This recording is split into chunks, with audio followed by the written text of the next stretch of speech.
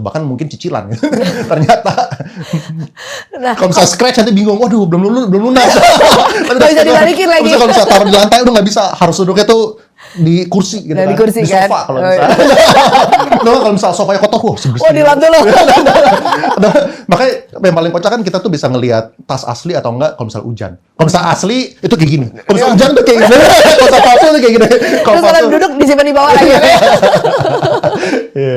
Nah kalau untuk teman-teman nih kok kan Koko bidangnya ekonomi, kalau self reward yang nggak merusak ekonomi itu apa sih kok? Yang nggak merusak finansial, apalagi yang newbie baru kerja, ngerasain punya duit sendiri, self reward healing lah atau apa kan sekarang banyak banget tuh kok yang kayak gitu. Iya.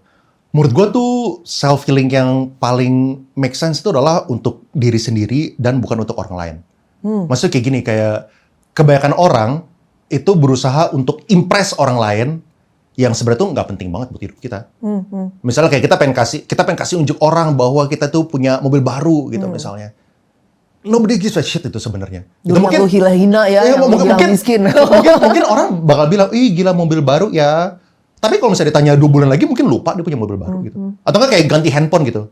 Ya kan, ya lu kasih unjuk orang ya kan, lu baru beli iPhone 16 Pro Max ya kan, harus dari Bawahnya juga Singapura. gini lagi. Kalau misalnya telepon gini, terus orang lihat. Atau kayak kalau misalnya kayak punya jam tangan baru kan kayak harus kayak gini. Kalau misalnya Ada cincin baru gini. Ujungnya nobody gives a shit gitu. Nobody cares gitu sebenarnya.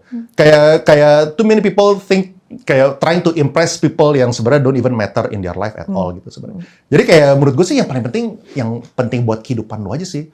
Ya kebetulan kayak orang semuanya hidupnya beda-beda gitu kan. Kalau misalnya gue ngeliat dari Porto itu gue punya high score lah.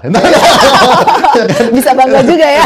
Itu gue bilang, kalau misalnya tahun ini cuma 50%, cuma 100% ya itu gue punya high score, itu gue punya healing gitu. Nah, itu healing udah cukup ya kok. Nggak sih, sampai kalau misalnya gue sih keluarga kebetulannya. Gue punya money dial ya bahasa kerennya. Gue punya money dial itu ke spending ke keluarga lah. Itu gue nggak punya mobil keren, ya kan. Spending gue nggak kecil lah di tempat-tempat lain, tapi cuman gue lumayan nggak mikir kalau misalnya ini buat family time. Kalau misalnya gue ya, jadi kalau misalnya gue tuh lebih ke spending buat anak-anak, jalan-jalan, kita weekend kemana, itu yang gue biasanya nggak terlalu mikirin budget lah gitu. Wih.